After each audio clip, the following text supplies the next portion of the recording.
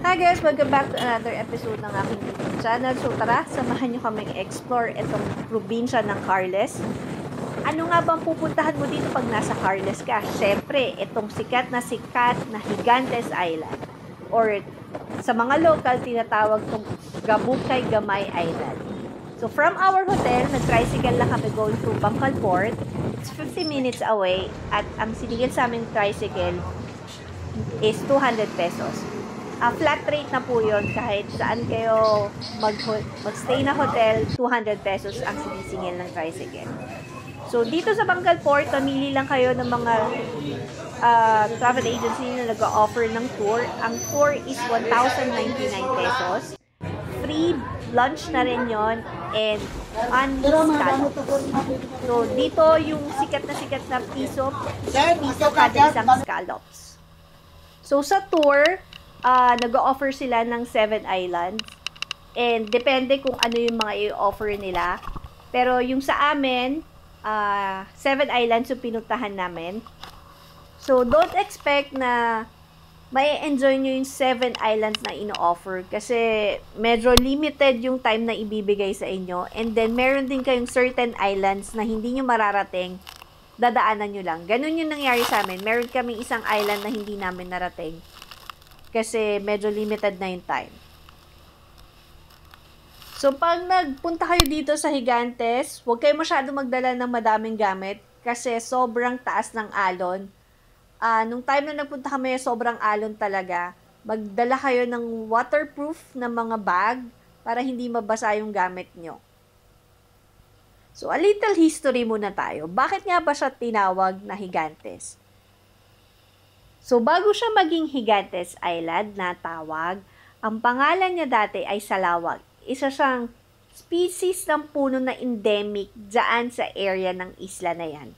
Pero during Spanish colony, napalitan yung pangalan niya. Sabi ng mga matatanda, meron daw nakita sa isang kuweba na isang malaking kabaong na punong-puno ng mga malalaking buto na nakalagay dun sa kabaong. Kaya tinawag siyang Gigantes Island. At sinasabi nila na nung unang panahon daw, hindi naman talaga totally napatunayan, pero it was surrounded by encantos or yung mga spirits. So, kaya siya tinawag na Gigantes Island.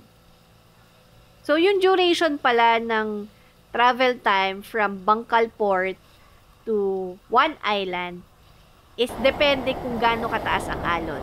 So kami, more than an hour kami nag-travel kasi sobrang taas ng alon nung nagpunta kami.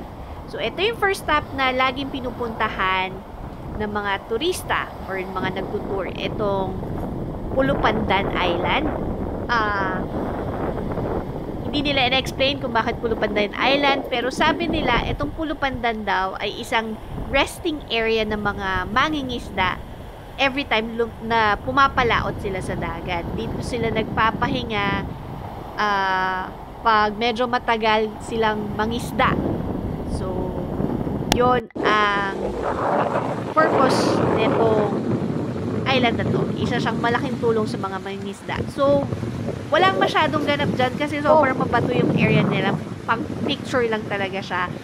Ang nagiging shed lang talaga dito is yung malaking puno ng coconut na yan. And then, nag-iisang nagtitinda ng kung ano-ano dyan for refreshment or pag nagugutom ka na. And then, ang sunod na pinuntahan namin, itong Angke Lagoon. Ito ay isa sa pinakamagandang highlight ng tour. Kasi sobrang ganda ng lugar na to. Surrounded siya ng rock formation ng mga limestone. Para siyang El Nido. Kung nakita nyo naman yung previews ng mga vlogs ko sa El Nido, ganyan yung itsura niya. So, sabi nila, meron daw hole lang yan sa gilid para pag low tide or high tide, napapalitan yung tubig niya. Hindi talaga na-stuck yung tubig na meron siya. Every time papalit siya, bagong tubig, lagi na dyan ang filter niya. So, para siyang tambakan ng tubig na laging napapalit. Ganun area talaga na yan. Promise. Hindi kayo magsasawang puntahan yung area.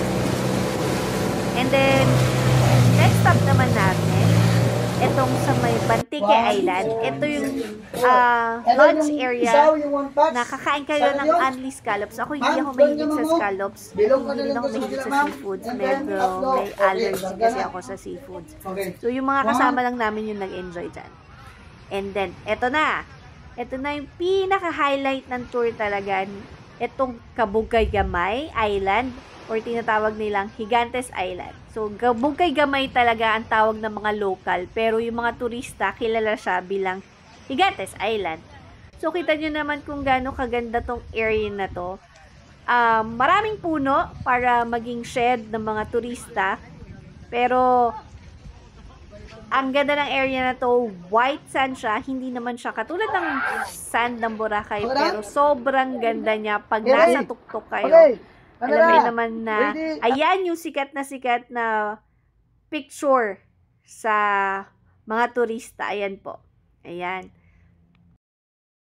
Hindi kompleto ang punta nyo ng Gigantes kung wala kayong picture na ganyan dito sa may Gigantes Island. So, sa lahat ng island, ito yung pinakamatagal na pwede kayong magstay. Pinagstay kami dito ng more than an hour. And, pero wala ka rin naman masyadong gagawin talaga. Magsiswimming ka lang. At, syempre, magpipicture kasi sobrang ganda naman talaga ng lugar at kailangan mo siyang ma-enjoy ng sobra. Ma'am. Ano ba yun? Nasa na po yung beach house na po dito. Oh, you know, it looks island.